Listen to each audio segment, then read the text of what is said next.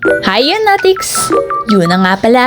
And I'm back again and again and again and again! Hihi! Tara, let's gala! So today pala ay may susunduin kami sa airport. Madaling araw ito kaya puwet na naman si Yuna girl. Medyo napaaga nga pala ang pagpunta namin. 1 pa kasi ang arrival pero pumunta kami ng 10. Tapos na-delay pa ang kanilang flight kaya naging 2 ang arrival nila.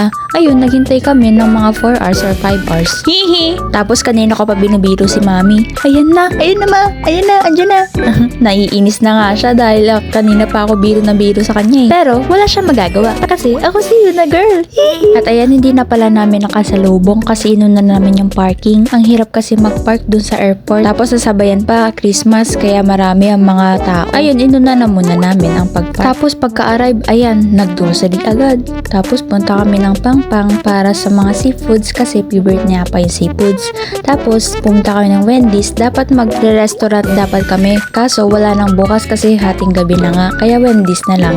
Ayan yung mga dala niyang mga supplements, mga pasalubong, at kung ano-ano pa. Meron pa kaming bag, mga laruan, mga charger, ang dami. Tapos maya-maya ay nagluto na agad si Mami ng seafoods. Yung mga tempura style lang ba? Kasi na-miss yun niya pa. Tapos maya-maya pa ay lumabas na naman kami. Ayun, gala na naman. Gala dito, gala there, gala everywhere. Dito pala guys ay pupunta kami sa sauna. Yun pala yung malapit sa dating airport. Nakahiligan na pala namin yun na pumunta sa sauna every 2 times a month. Kada dadating pala siya pag galing airport ay nakagawian na namin na pumunta sa Jong's Kitchen, which is yung lagi namin kinakainan na sanggipsalan. Tapos after nun ay mag-grocery kami. Tapos magsasauna. Ito pala yung mga prices nila. Yung kinuha pala namin na yung may kasama ng Jingle Bang. Ayun kasi may pupuntahan kayo isang room na malaki para siyang living room. May TV, may higaan. Tapos meron kayong damit. Pwede ka magstay doon hanggang 24 hours kasi yun naman yung nasa binayaran mo. Ayan, papasok na pala kami sa sauna. Ay, magkabukod pala yung pang babae tsaka pang lalaki kasi syempre kapag nandyan na kayo sa loob, nakahubad na kayo. Tapos after namin mag-sauna, nandito na kami sa Jingle Bang. Eto, tuturuan ko kayo guys kung paano yung mga ginagawa ng Koreana, yung nilalagay nila sa ulo nila. Una pala, i-fold mo siya nung ganun. Tapos, i-roll mo lang yung nasa gilid na parang magiging bilog siya. Tapos, gawin nyo rin yung nasa kabila. Ayan, parang magiging ganyan yung itsura niya. Tapos, pwede mo na siya ilagay sa ulo mo. Hehe! Dati pala, yung napapanood ko lang to sa mga Korean. Ngayon, ginagawa ko na. At ilang beses ko pang ginagawa. Ang cute-cute kaya tingnan kapag may ganyan ka sa ulo. Minsan nga kapag may nakakakita sa akin ng mga Koreano at Koreana, nagagandahan sila kasi ang cute tingnan. Sinasabi nila, oh, yapadang. Kiyo. Tapos ginawan ko naman si mama, pati yung kapatid ko. Ayan, gandang-ganda sila. Kasi ang cute nga kasi tingnan. Para ka nang nasa Korea. Ayan na, ang 3 Koreanang nadulok.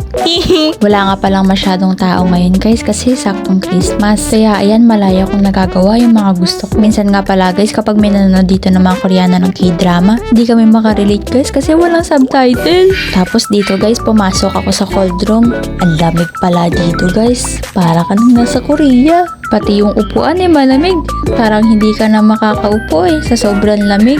Minsan palagi naggagawa ko ng challenge sa sarili ko. Mag-i-stay ako dito ng 1 hour. Pero maya-maya hindi ko na kinaya kasi ang lamig talaga. Tapos pagkasama ko yung kapatid ko ay kumukuha ko ng yelo dyan. Pero ngayon pala matigas siya sa hindi ako makakagawa ng snowball. Kasi kung nakagawa ako ng snowball dyan guys, iibabato ko agad yan sa kapatid ko. Yun kasi lagi namin ginagawa. Ito pala gusto ko nang kainin yung buko na yan. Dito rin pala nila pinapalamig yung mga buko guys. Paano na lang kaya kung kumuha ko ng isang buko dyan? Malalaman kaya nila guys. Tapos guys, punta naman tayo sa sauna. Dito naman sa Salt sana, ipapasok sana ako. Kaso, ang dami palang tao. Wag na lang, nakakahiya. Doon na lang tayo sa isa, doon sa Red Clay Sauna. Kinagandahan nga pala dito guys is mabango siya. Tapos, may health benefits din siya. Like, nakakagood siya ng blood circulation, sa breathing mo, sa lungs, at marami pang health benefits. Kaya maganda talaga na nagsasauna tayo. Minsan sa isang buwan. Dito pala guys, ang init dito. Talagang lalabas talaga mga pawis mo. Tapos gumagawa na naman ako ng challenge. Mag-i-stay ako dito ng 1 hour. Pero maya-maya ay pawis na ako at hindi ko na kinakaya. Pero minsan naman nakaka-stay naman ako ng 30 minutes. Ganito pala itsura nito guys sa loob nito. Mainit, mabango, at pag nasinghot mo na yung amoy ng sakli, ay parang gumiginhawa yung pakiramdam mo. Ayun guys, after 30 minutes, ay lumabas na pala ang mga pawis ko. Basang-basa sa pawis yan guys. Tumutulo talaga siya. Tapos yung likod ko basang-basa din. Kaya, pupunta tayo sa cold room. Di ka kaya magkasakit niyan, cold tapos hot. Dito nga pala si mami guys. Kakatapos niya lang din sa sauna. Tapos meron din pala silang gym guys. So after mo magpapawis, punta ka na ng gym para himatayin ka na maya-maya. Wala din pala ibang tao dito guys. Kaya malaya namin magagawa ang gusto namin. Lahat pala yan guys itinry ko. At lahat din sila ay nakakapagod. Parang hindi ko na gustong ulitin. For the content lang talaga to guys. Hindi naman talaga ako nag-exercise eh. Tapos sinubukan ko nga pala yung pinasikat ni Darren. Yung Maui-Wawi. Ayan. Going back to Hollywood just to get that the Maui-Wawi. Sumakit nga pala yung katawan ko dyan guys. Kasi ang bigat ko. Dito pala guys itinry ko to. Ang alam ko guys ay pang chest ito sa lalaki. Pero subukan pa rin natin. Nakalagay lang pala sa number 10 yan guys. Tapos maya maya ay napagod na ako. So sa next naman tayo. Hindi pa nga ako nakakaabot ng 10 guys ay napagod na ako. Kaya try naman natin yung isa. Ito naman yung para sa paa. Ang hirap pala nito guys kasi nakalagay pala siya sa 15. Kaya nilipat ko siya ng 5. Iangat-angat mo lang pala siya gamit ang paa mo. Kaya magpo-focus siya sa legs mo tsaka sa paa. Tapos, ayan, pagod na ako guys. Ayoko na. Sakit lang ng katawan ang inabot ko dito. Pero hindi pa rin tayo mag-give up guys. Kailangan maging physically fit tayo.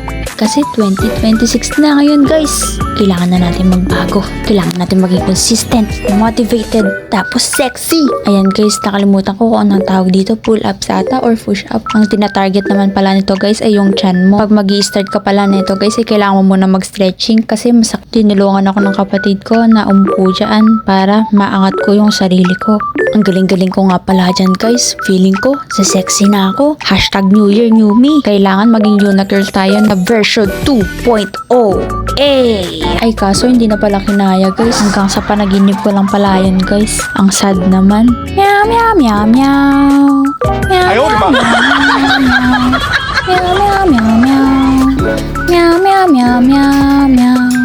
Meow meow meow meow meow. Meow meow meow meow. Dito pala guys ay ang saya-saya ko kasi nakahanap ako ng kama. Tapos yung kapatid ko, tingnan mo ba naman ang gagawin niya? Ganyanan pala ah. Humanda ka sa akin mamaya. Tingnan mo ang ginagawa mo. Wala kang respeto sa nakatatanda sa'yo. I am your ate. You should know better. Wala ka nang takot sa akin ah. Sige, mamaya matatakot ka. Hihihihi.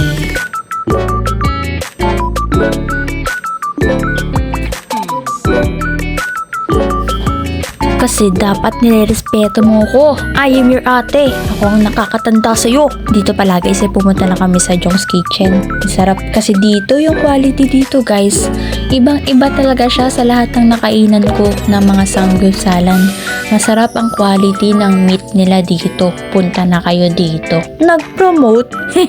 Jong's Kitchen baka naman ilang beses na kami kumain dito. Regular customer nyo na kaya kami.